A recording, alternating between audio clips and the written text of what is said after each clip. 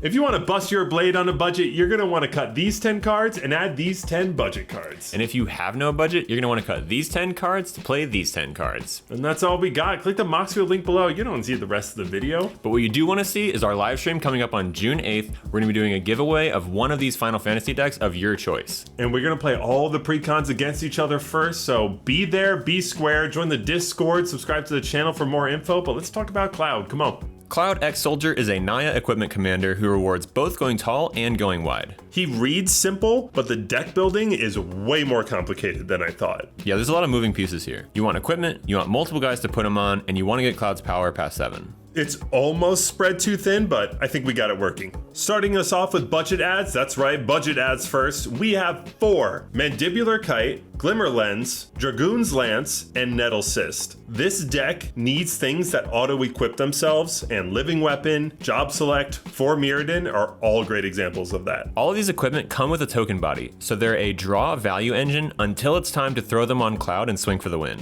And more importantly, these cards all come down before Cloud, allowing Cloud to be your top end, your finisher to a strategy you've set up. Our next ad is Sunforger. This card is perfect for Cloud. It lets him attack with 8 power the turn he comes down, so he's already generating you 2 treasures, and then gives you somewhere perfect to put them, with an activated ability for just red-white. The Precon also came with some heaters at 4 CMC and under instance. Chaos Warp, Ultimate Magic Holy, and Clever Concealment. What a reprint. Yeah, no kidding. Great targets for Sunforger. And another great target for Sunforger is Silk Guard. This is obviously better if you're casting it from hand, but a great flexible option to protect your board. We're also going to want Brunor Battlehammer. If you play an equipment deck, you know this guy, because he is boosting our power, he's equipping us for free, he is enabling every part of this strategy that we need. He sets up Cloud really, really well, along with our next ad, Nahiri, Heir of the Ancients. Specifically, her +1 is so freaking good in this deck. Spare equipment lying around, make a 1/1 and attach that equipment to it, setting up Cloud to draw us even more cards. And if you have no spare equipment lying around, you can go digging for some more. For 4 mana, her coming down just before Cloud is perfect. And hopefully we find stuff like Adaptive Omni Tool. This serves the double function of giving Cloud a bunch of power, as well as keeping our hand full of all of our best equipments. And our last ad is Reconnaissance. Subscribing to the channel and commenting your favorite budget or non-budget ad is obviously a great idea. Another great idea is pulling all your little weenies out of combat after you've triggered Cloud. Reconnaissance is an amazing addition. Now we need to do the actual hard work behind deck building, which is finding 10 cuts. But don't worry, we did it for you. First up is Furious Rise. We really don't enjoy cards that have the potential to do absolutely nothing.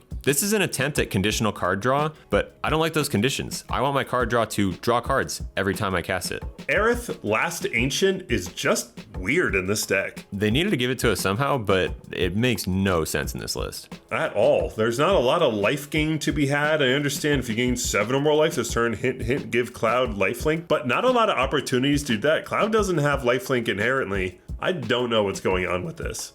I do know what was going on with Explorer's Scope and Hero's Heirloom, but they're just not quite doing enough when you look at the cards we're keeping and the cards we're adding. And speaking of not doing enough for Cloud, Summon Kujata is obviously meant for the Alt Commander. Bye-bye.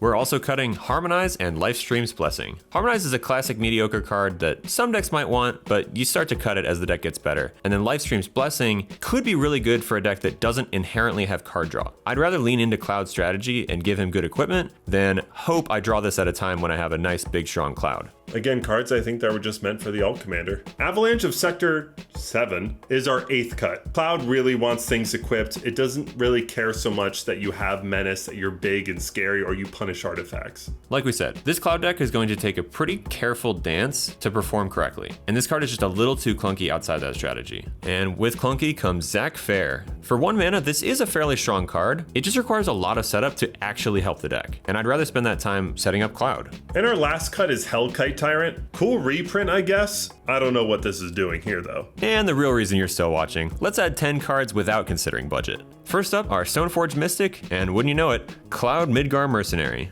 It turns out he's pretty good with Cloud X Soldier. Also turns out tutors are good. These are putting exactly what you want into your hand right when you need it. And 2 equipments you should be searching for are Caduceus, Staff of Hermes, and Sword of Feast and Famine. This isn't exactly unique, but these are incredibly impactful equipments. For something a little less conventional, we're playing Helm of the Host. Normally, I do not play this card because I do not want to pay 5 equip costs, but Cloud doesn't either. As soon as he comes down, he's equipping it to himself, and this is where the fun begins. The first Cloud makes a token copy of Cloud. When he ETBs, you can equip him with anything else you have on the field. If you attack with both of them, you will draw 4 total cards because each Cloud sees 2 creatures attacking with equipment. And that's not even counting any other living weapons you might have dropped on turns 2 and 3. This interaction is just so fun, it's so unique, it spins a classic equipment in a really cool new way. Bitterthorn, Nissa's Animus, and Kodama of the West Tree are our next 2 adds. These are ramp in a modified creature deck. They're going to generate so much advantage between putting a bunch of lands on the field, giving Cloud trample. Bitterthorn's going to be drawing you cards because of living weapon. There's just no downside. And when I think no downside, I think Karlach, Fury of Avernus. What an incredible ability for just 5 mana. An extra combat every turn and first strike on all my creatures so that I am comfortably swinging out. Extra combat means extra draws, and that first strike isn't too shabby when Cloud is so vulnerable. Sigarda's Aid is our 9th ad.